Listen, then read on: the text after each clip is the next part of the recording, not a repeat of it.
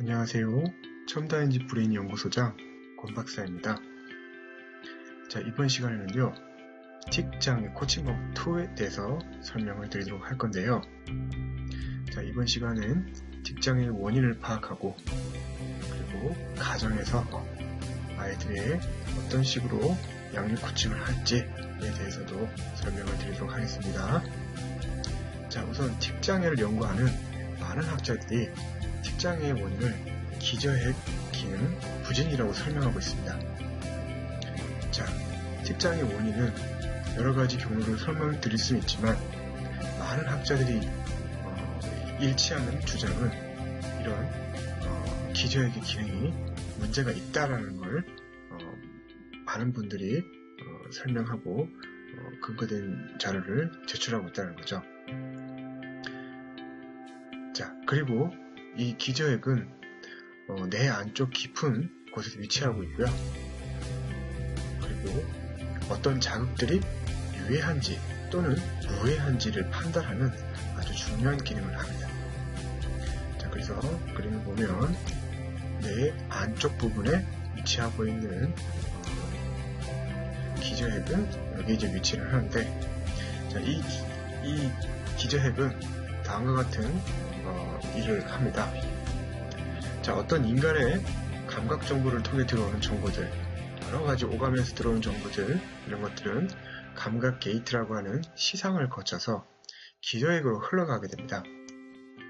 이 기저핵은 어떤 정보가요? 새로운 정보인지, 또는 익숙한 정보인지, 또는 배제해야 되는 정보인지를 습득하는 아주 중요한 기능을 하게 됩니다. 그래서 이런 다양한 반응에서 무작위로 반응을 인식할 때 아주 중요한 역할을 합니다. 자, 그래서 어떤 정보가 들어왔어요. 정보가 들어왔는데 이 정보가 기저핵으로 들어오는 겁니다.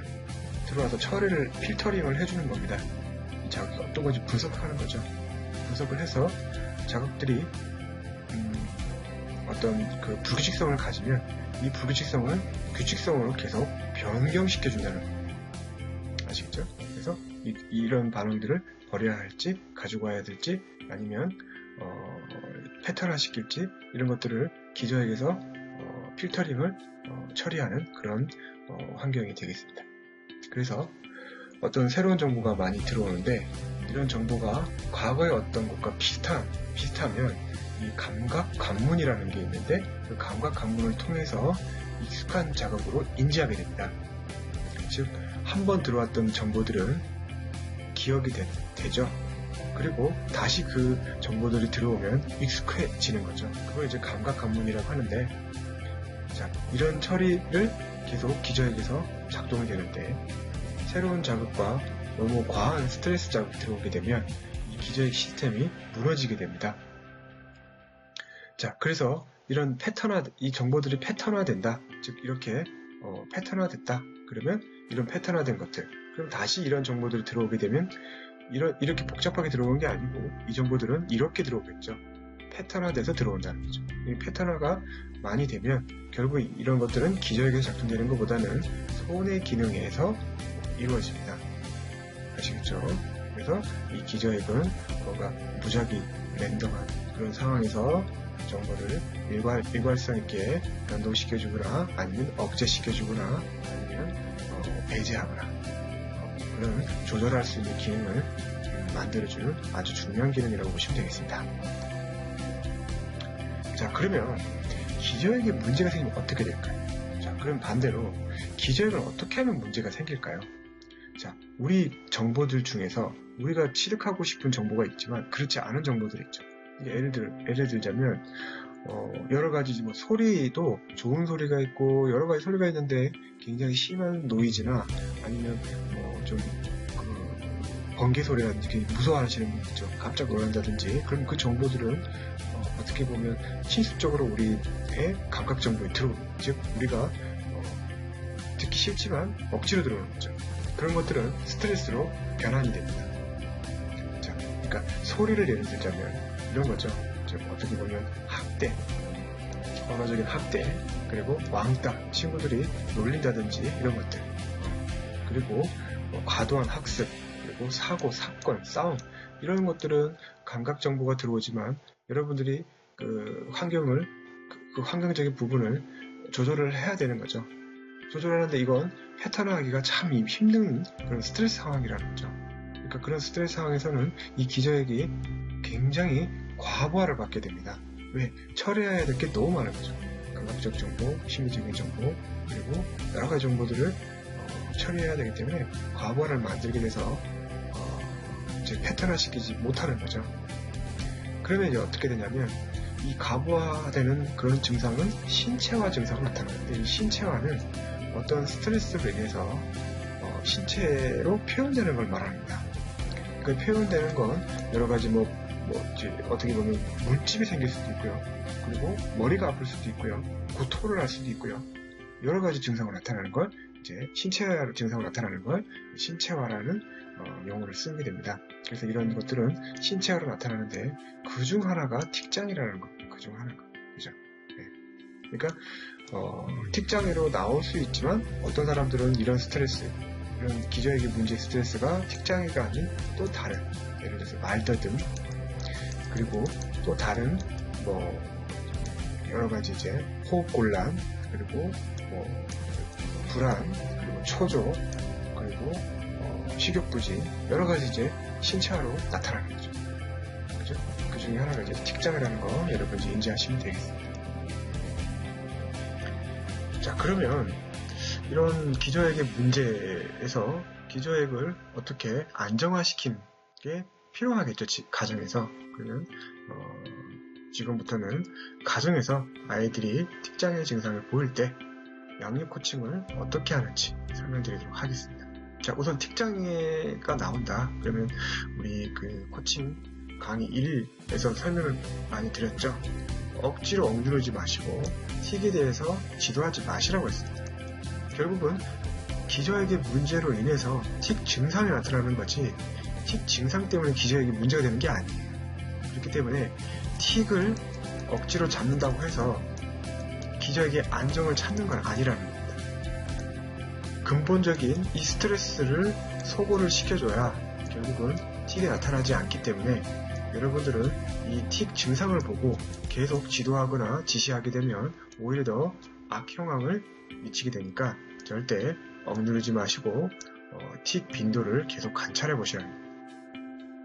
자, 그리고 기저액 기능이 저하되기 때문에 기저액을 안정화시키고, 그죠? 그리고 개발할 수 있는 훈련을 가정에서 해주시면 됩니다. 그리고 나서 틱 빈도가 줄어드는지 관찰하시라는 거예요. 틱을 직접 건드려서 이렇게 틱 하지마, 아니면 이렇게 하지마 라는 걸 지도를 해서 틱을 억제시키게 하지 말라는 겁니다. 자, 틱이 나타났다.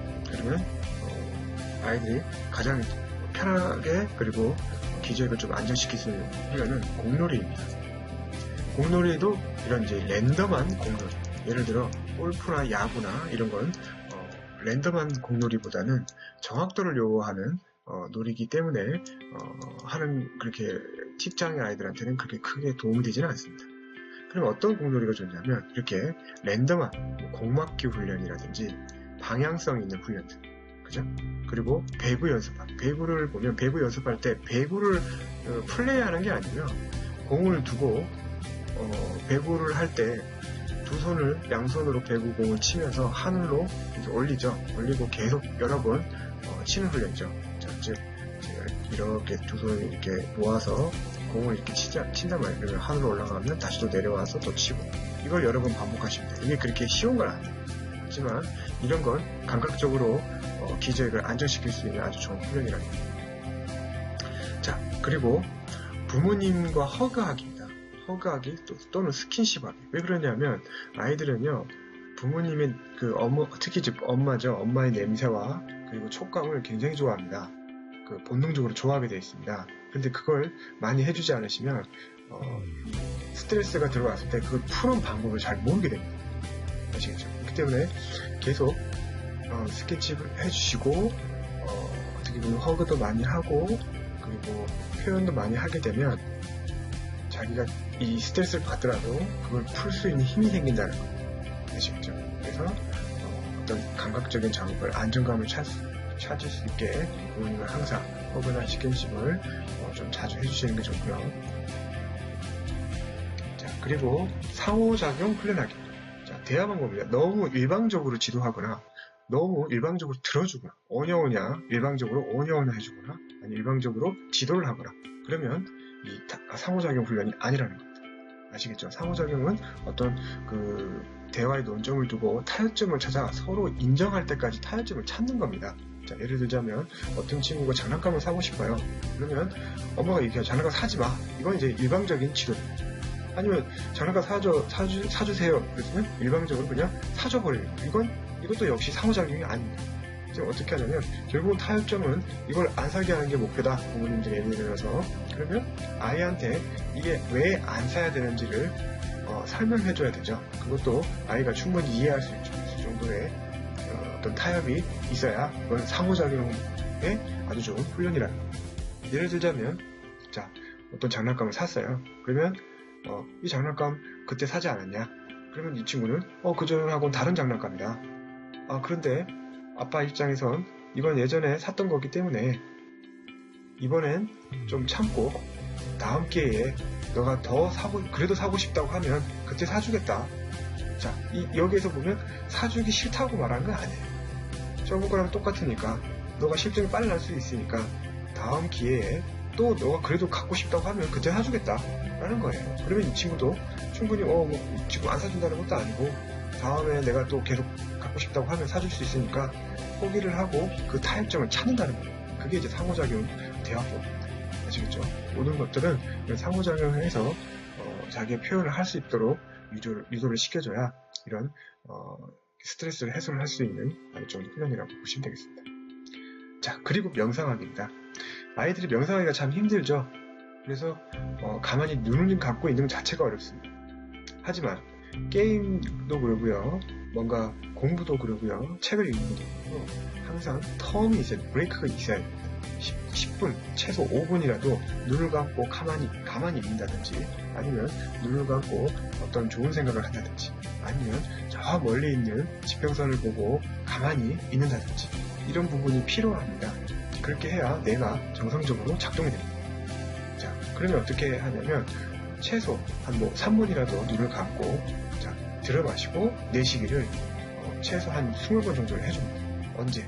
1시간 정도 뭔가 과몰입을 할 때, 그죠? 게임이나 책을 읽거나 노래를 하거나 할 때도 항상 그 브레이크를 걸어주시면 좋다라는 겁니다. 자, 그래서 방법은 2초를 들어 마시고 그리고 8초를 내쉬는 훈련. 아주 좋은 훈련입니다. 이걸 10분간 반복하면 굉장히 좋은 훈련인데 10분간은 어렵다고 하면 3분간이라도 반복해서 훈련을 해보십시오. 자, 그리고 마지막 스트레스 환경을 소거해주는 거 아주 중요하죠. 아이들은 학습 게임, 여러분도 다 아시는 공감되는 내용이죠. 과한 학습과 그리고 그 학습의 스트레스를 게임으로 풀려고 하는 그런 거죠. 그래서 이런 게임 중독은 결국은 스트레스로 인한 어떻게 보면 방편이에요. 아시겠죠? 스트레스를 과하게 받게 되면 중독되려는 그런 경향성이 있습니다. 왜? 스트레스를 너무 많이 받았기 때문에 그걸 쾌감으로 회복시키려고 하는 겁니다. 결국 이게 좋은 게 아니죠. 그렇죠? 예를 들어서 이제 운동으로 보면 제가 비만 환자들이 있죠. 비만 환자들이 열심히 운동을 했어요. 하지만 식욕을 억제하려고 엄청 노력하죠. 하지만 이 사람들은 맛있는 것만 찾게 되는 거죠. 그죠? 맛있는 것만 많이 먹으려고 그런 욕망이 생긴다는 거죠. 그래서 결국은 그 운동을 많이 한다고 해서 비만이 사라지는 게 아니라는 거죠. 결국 그 근본적인 욕망을 없애주는 그런 훈련이 필요하다는 거죠. 그러니까 어떻게 보면 사전적인 껍데기만 만들려고 하는 그런 형상은 내 기능이 복귀되지 않은 상태에서 하게 되면 크게 도움이 되지 않는다는 거죠. 그래서 다이어트의 대부분 분들은 요요 증상이 심하게 나타나는 거죠. 똑같습니다. 이런 환경, 스트레스가 많기 때문에 여러분들은 아이들한테 그 환경이 과한지 살펴보시고 그 환경을 소거해주는 겁니다. 저희들 브레인 쪽, 첨단인지 브레인 쪽에서 연락 오시는 많은 학부모님들, 팁장애를 가지는 분들, 아이들을 보면 대부분 아이들이 과한 과업을 하게 됩니다. 그래서 저희들은 그 과업을 하나씩 소거해주고 틱이 나타나지 않을 정도의 과업을 해주면서 끌어가는 그런 환경을 만들어주는 게 아주 중요하다는 겁니다. 자, 그럼 여기까지 틱장애 2에 대해서 설명을 드렸습니다.